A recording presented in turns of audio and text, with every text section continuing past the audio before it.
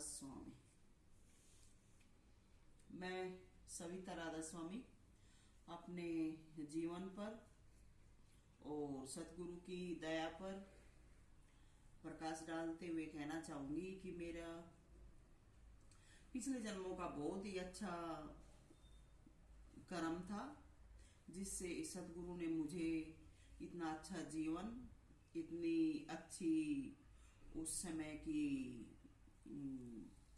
साथी, वातावरण, माहौल दिया। जब मैं छोटी थी तो हमारे आस पड़ोस में जितने भी बस्ती कहो या जितना भी एरिया कहो, उसमें सभी कौम के रहते थे और सभी मेहनती थे। कोई भी अपने आप को मेहनत करने में छोटा बड़ा नहीं समझता था। सभी जाति के बनिया, सुनार, पंडित, चमार, कुम्हार, लुहार, धाड़क, हेड़ी, जाट, जितनी भी जाति थी हमारे अड़ोस पड़ोस में, तो सभी मेहनती थे।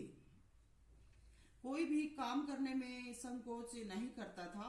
आजकल के जो मॉडर्न युगवादी बने हुए हैं, ऐसा उन वक्तों में नहीं था।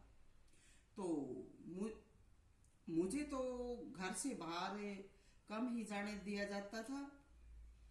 पहले तो मेरे बड़ा भाई था, वो नहीं जाने देता था। फिर ये मेरी बहनें भी थी, ये भी मुझे बाहर नहीं निकलने देती थी। मैं छोटी थी, मैं इनकी बातों को नहीं समझती थी कि ये मुझे क्यों बाहर नहीं जाने देती।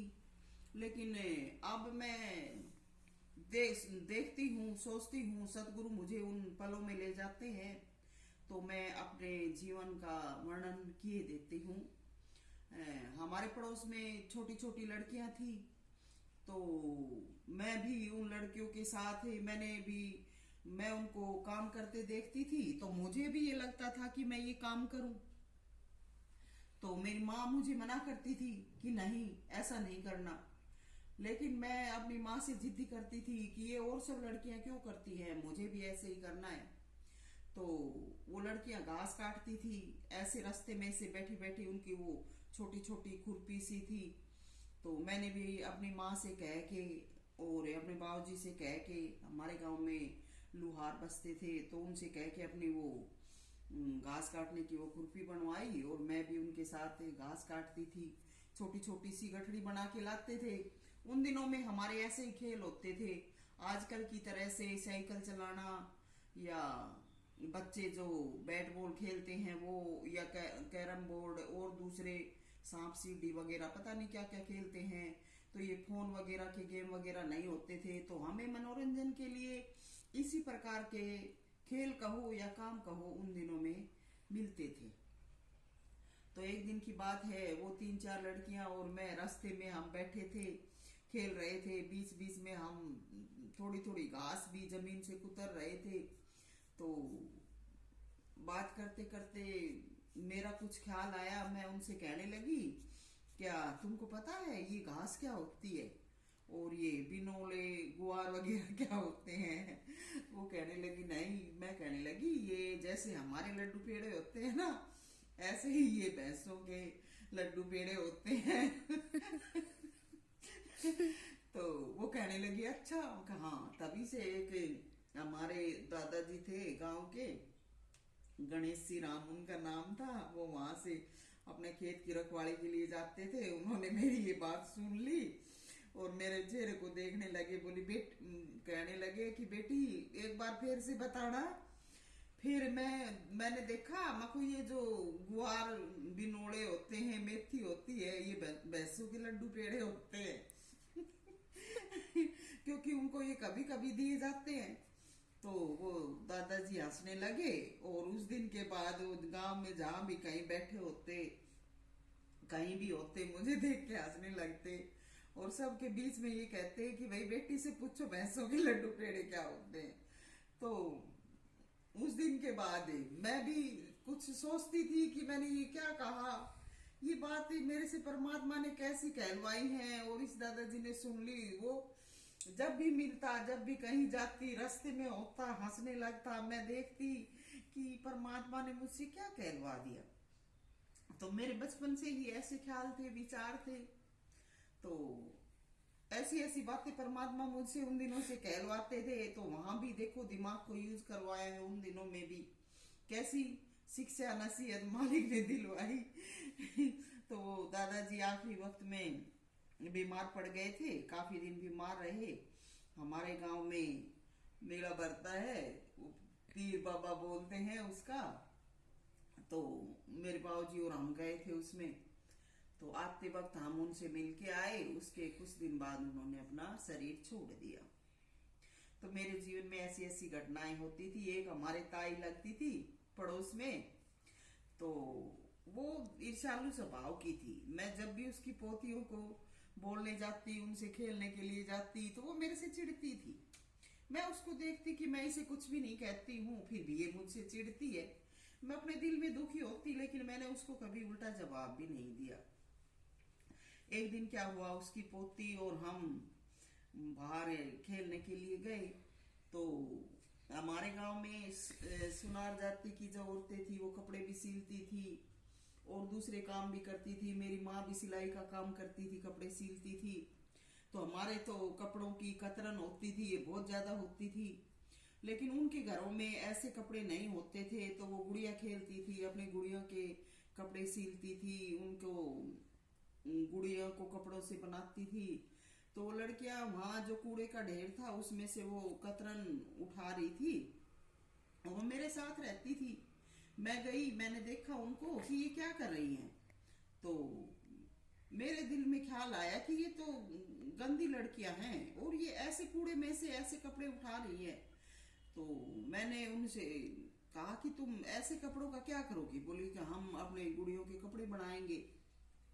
तो मैं उनको कुछ नहीं कह पाई। घर में मेरी माँ मेरे को झगड़ा कर रही थी कि हमारी जो भैंस थी, उसकी जो छोटी बच्ची थी, उसके सिर में वो चिचड़ और ढेरे हो गए थे। मेरी माँ कहने लगी कि तू इनको बैठी बैठी तोड़ नहीं सकती। मैंने कहा क्यों, मुझे नफरत आती थी। तो फिर मैं अपनी माँ की बात मेरे ख्याल में थी, मैं उनसे कहने लगी कि चलो मैं तुम्हें नए वो धागे और कपड़े मैं बनवाऊंगी। वो बोली कैसे। मैंने तो उनको उस कुर्ड़ी पर से हटाना था। तो मैंने कहा कि ये जो भैंस होती है ना, इनके जो डेरे होते हैं, चिचड़ होते हैं ना, उनसे धागे बनते हैं। वो लड़की बोली अच्छा।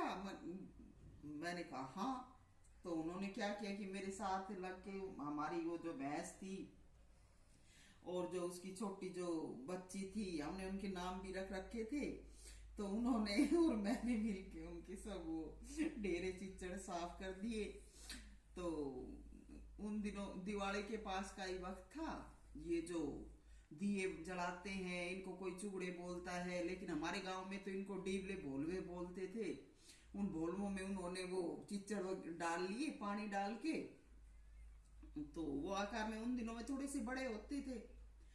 तो फिर कहने लगी कि इनके कैसे धागे बनेंगे, इनके कैसे कपड़े बनेंगे। मैंने कहा इनको कुछ दिन हम बांध के रख देंगे तो इनके कपड़े कपड़े बन जाएंगे। तो मेरे घर में ले जाती तो मेरे बाबूजी मेरी माँ मेरी पिटाई करते। वो बोली कि हम इनको हमारे घर में ही रखेंगे, फिर इनके हम देखेंगे कैसे कपड़े बनेंगे। ठीक, मैंने कहा ठीक है। तो उन्होंने उसका मुंह जो वो पोट सा था उसका मुंह बांध के, और उनके एक ही कमरा था तो जहां उनके बिस्तर रखे होते थे उसके जो चारपाई थी उसके पगात की साइड में उन्होंने उसमें टांग के वो रख दिए बांध के। और फिर हम खेल में चले गए, हमारा कोई ध्यान नहीं रहा। तो फिर मुझे ये नहीं पता था कि इसका परिणाम क्या होगा। तो हम बच्चे थे, खेलने लगे, भूल गए। 5-7 दिन के बाद खेलते खेलते वो बात ध्यान में आई। वो मेरे से कहने लगी ये उस दिन हमने वो धागे बढ़ाने के लिए रखे।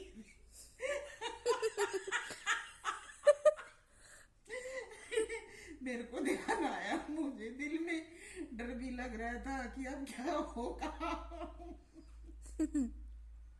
लेकिन वो मेरे साथ रहने वाली थी, खेलने वाली थी। अब मैं उनको टाल भी नहीं सकती थी। मैं उनके साथ गई, हम वो बिस्तर हटा के और वो उस पंगातों में देखने लगे। हमने वो जार था, पोट था, उसका मुंह खोला, देखा कि उसमें तो एक भी कुछ नहीं,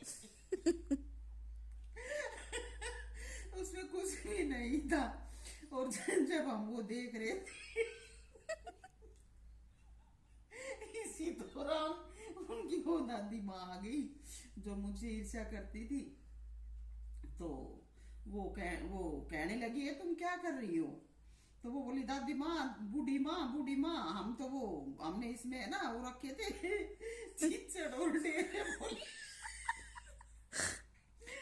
बोले हम तो वो हमारे देख रहे हैं कपड़े और धागे बन गए।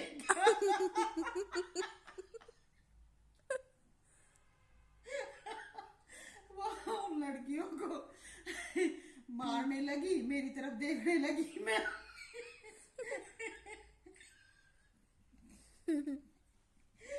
मैं अपने घर भाग आई तो मेरा मेरे पीछे पीछे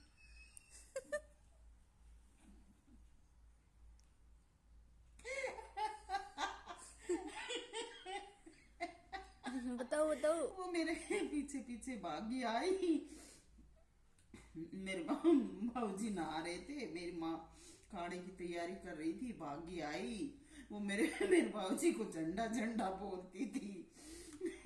तो कहने लगी एक वो झंडा तेरी लड़की को समझा ले। बोले क्या हुआ? बोली इस रात को नुके हम यूं सोचा कि हमारे चट चट के लड़ रहे बिस्तरा में से। अनु कहीं इसने तो हमारी चोरियां ऐसे करवा दिया। तो सबके सब हंस के पागल हो गए। उस दिन के बाद मेरे बाबूजी और सब हंसते थे कि तेरी, मेरे बाबूजी कहते थे तेरी बुद्धि है ना ये बहुत तेज है, तू इसको कंट्रोल किया।